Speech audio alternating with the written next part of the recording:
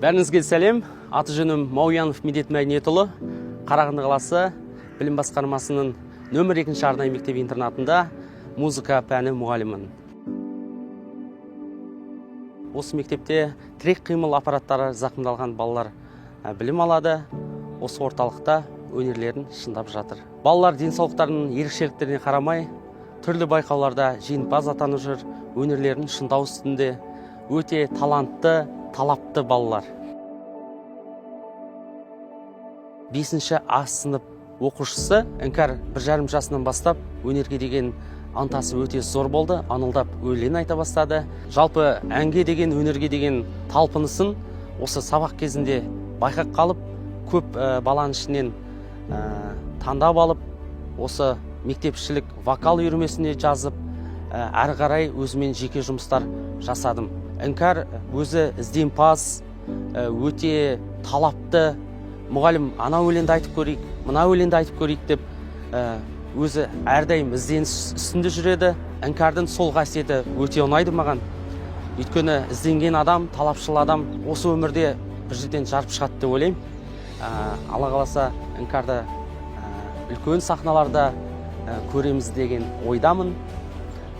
Ұстаздан шәкірт озат демекші, Іңкәрдан үлкен үміттер күтемін.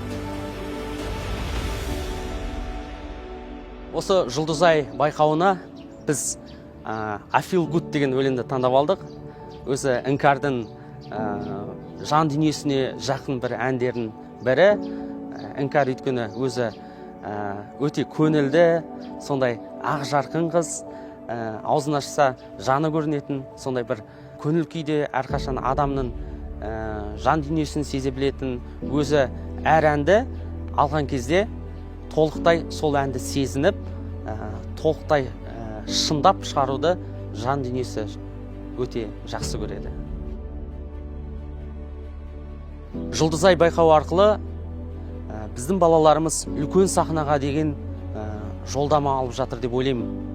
Өйткені бір сахнада Қазақстан жұлдыздарымен ән шырқау әр баланың арманы деп ойлаймын.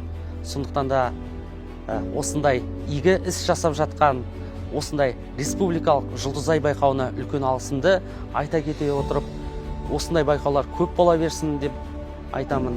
Жұлдызай байқауы әлемдік деңгейдегі байқаулардың бірі болсын.